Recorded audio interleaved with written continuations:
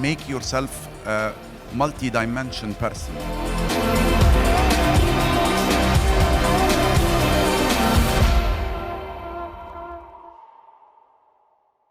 Hi everyone, my name is Fadi Al-Awami. I'm sure you noticed that, I'm from Saudi Arabia. I am a fintech expert and SME consultant. Very excited to be here among this, amazing talents, leaders from MENA region in El Gona, we had very nice time socializing, networking. Today, we will be discussing very interesting topic. About gearing for greatness, the power of upskilling. We have a great speaker here today, so hopefully we will get, very, good information from you sharing with us. Mohammed Amara, who's the CEO of Influence Communications. Mr. Adnan bin Halima, Vice President of Public Relations in North, West, and Central Africa at Huawei. Please, if you can give more details about your background, to be aware for the audience. Firstly, I'm very glad to be here today. It's my first time to Guna. I like this place very much. And I like also the event, this Forbes event. Really, I see many young people and a lot of energy. So really, I'm very glad to be here. Myself, my name is Adnan bin Halima. I'm from Tunis. And I represent Huawei Technologies for the North, West, and Central Africa, representing 28 countries. And we are here in this region for more than 25 years. And we are trying to build the digital infrastructure in every country and help young people to master the digital tool to be used in their daily lives in all their business activities. Interesting. Please, Mohammed.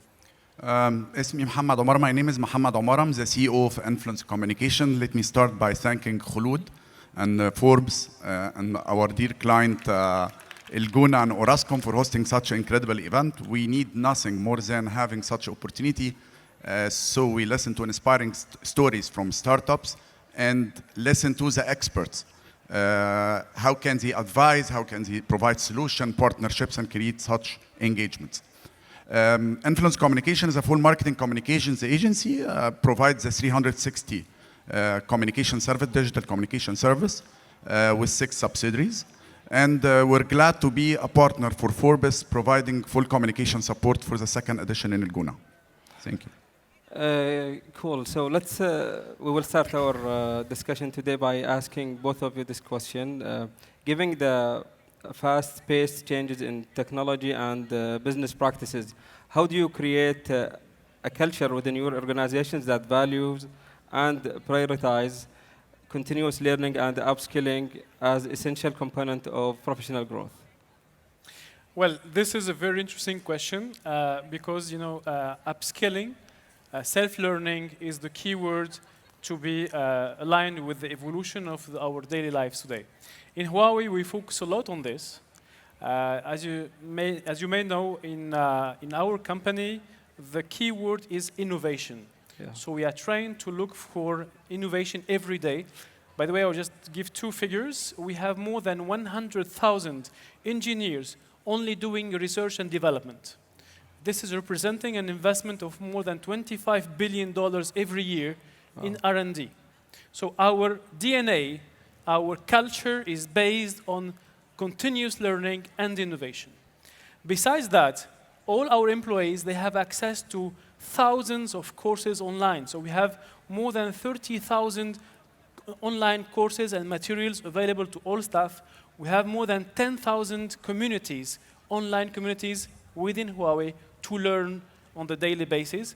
And self-learning and continuous improvement is the key point for us to grow up in Huawei and having multi-skills, experiencing different experiences, different positions. This is the only way to progress in Huawei.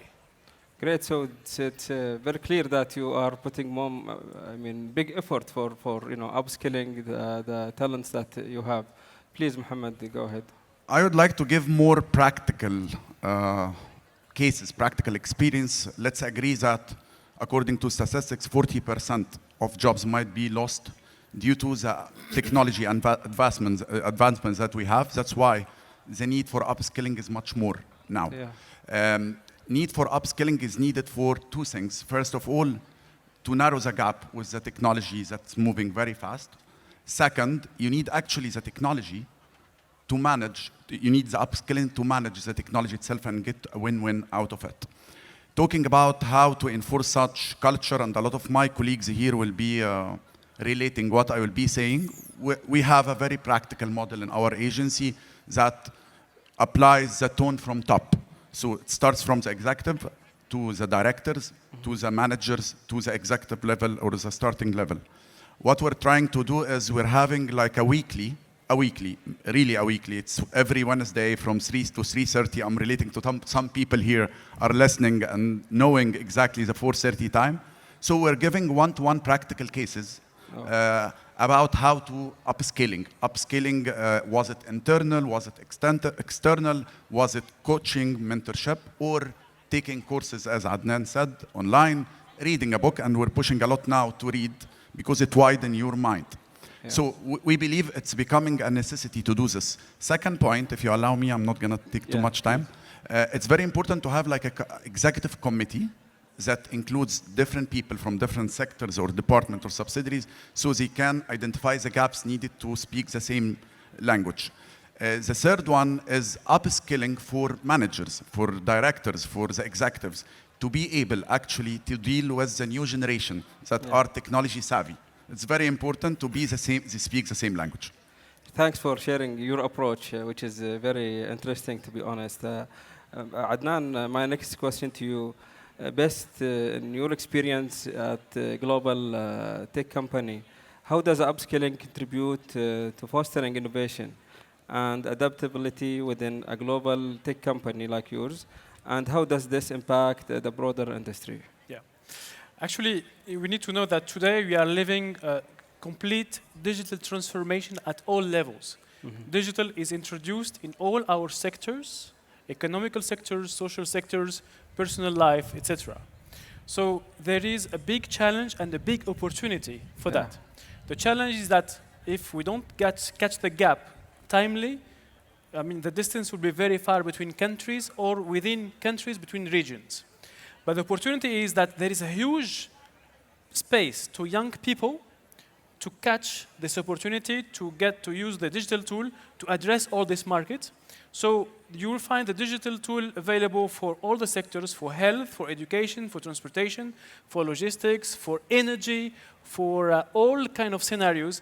All of these scenarios should be digitalized, and young people and young startups and entrepreneurs can address these scenarios because except the big groups who are building the infrastructure, these scenarios should be developed by local people because they know more the specificities of the local reality and will contribute more, and they have more advantage. So there is a huge potential, believe me, in this perspective, and if you master the digital tool correctly, you will be definitely online with your time now, and our vision and our duty is to share these skills with the young people. We already launched several programs to help all the young people in every country to acquire these skills. I will just give brief figures. We launched several educational programs in all the countries. For example, in Egypt, we launched the ICT Academies program with a cooperation with 83 universities in Egypt. And so far, more than 36,000 students already participate to this program. Wow. We already launched a startup support program based on cloud. We are helping startups to use cloud resources, to have training, to have the migration, to have financial support, and to have the visibility on the market that we address and our partners worldwide. Interesting. So this is part of social responsibility? Yes. Wow, interesting. So, Mohammed, my question to you is, how has upskilling been a catalyst for adapting to the evolving landscape of digital media since you are active in this industry? And what role does continuous learning play in staying ahead in the industry, which is a very competitive industry, I believe? Let's start by asking people questions actually to make sure that they're following up and they're still awake. Do you think companies are saving money not to upscale the skills and capabilities of staff? Hell no. They need. In our industry, a service industry, we really spend a lot of time and effort to upskill the skills and capabilities of staff. Why? It's very hard to find them. You bring someone as a fresh graduate and you start educating them, spend 3-4 years with you, then her leaving to another multinational company or another country. So if you didn't invest in their education, it will never be as successful. You cannot compete. You cannot continue your success. And I'm always giving advice that it's always easy to success at the first period. And after that, it's not easy to maintain.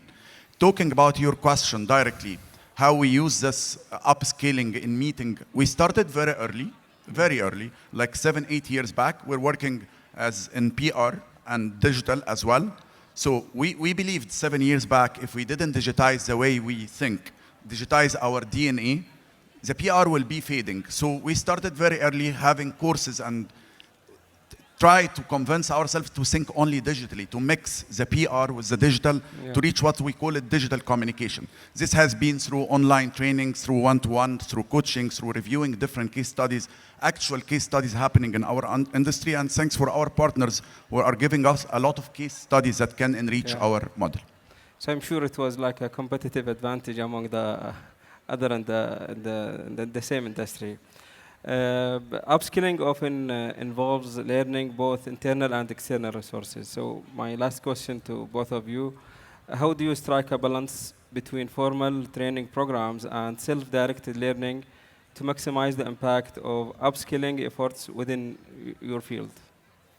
Well, so this is a combination of both, because definitely self-learning is a habit that everyone should have. Our world is evolving so fast, technology is evolving so fast today, so you need to learn by yourself every day to be up to date. And then companies like Huawei, we focus a lot on upskilling, because this is the only way to guarantee the innovation required by the company. And the upskilling, even it's a mandatory part for every manager to get his team upskilled. Otherwise, his performance will be impacted. So every manager in Huawei should guarantee that every year his team, he can output outstanding manager or outstanding experts, etc. So this is the internal things to Huawei. But also on the market, we try our best to help the ecosystem to evolve and to take part of this kind of evolution. So we have big investment plan. For example, recently we announced a plan of $430 million investment on the 5 years on the cloud platforms, cloud resources, training, etc. And just recently we added another $30 million just to help to train 10,000 local developers and 1,000 tech experts in our region. All of this is to give inputs to the ecosystem to grow up and make it more mature, and then people, they will join, and then the ecosystem will be dynamically and automatically renewed. And this is our contribution to the countries in which we work. Interesting. So with this big investment, I'm sure that emphasizes your focus on this, the upskilling the talents. Mohammed, please. The balance between self-learning and forced learning, actually, as he call it, I would like to comment on what Anas Bughash said yesterday. He said, make yourself a multi-dimension person. What I'm trying to say, I will never give advice to make something more or focus on something and leave another something. You need both, actually. You need the self-training and you need the forced training. You need to take courses online, you need to read books, you need to take actual courses, you need to take practical courses inside the company.